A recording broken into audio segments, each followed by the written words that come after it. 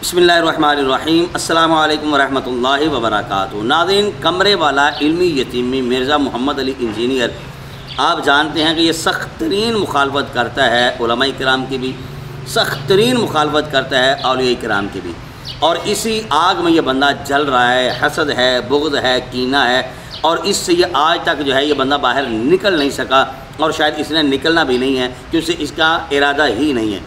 आज मैं मिर्ज़ा इंजीनियर के दो मुख्तसर से चंद सेकंड के क्लिप होंगे, वो मैंने आप हज़रात के सामने जो है वो रखने हैं। जो सबसे पहले वाला क्लिप आप हज़रात के सामने रखने जा रहा हूँ, इसमें ये कहता है कि उलमाए देवबंद या उलमाए अहले सुन्नत में से कोई आलिम दीन जब ये बाहर जाते हैं किसी और मुल्क में तो पीछे से जो है वो औलाद हो जाती है।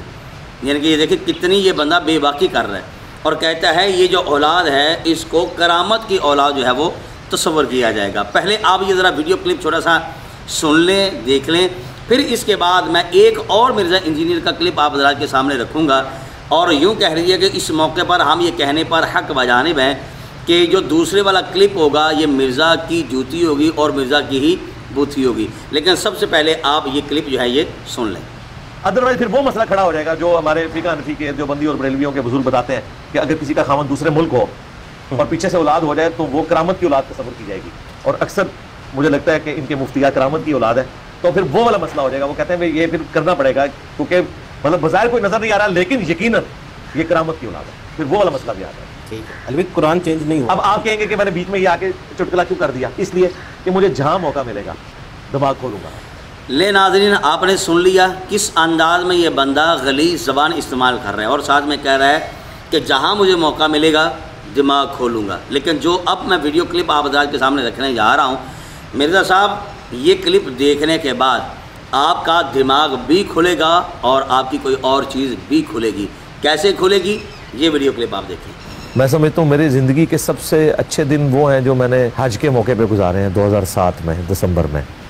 वो 40 दिन उस वक्त बच्ची हमारी 2 साल की थी और वो हम अपने वालिदैन के पास छोड़ गए।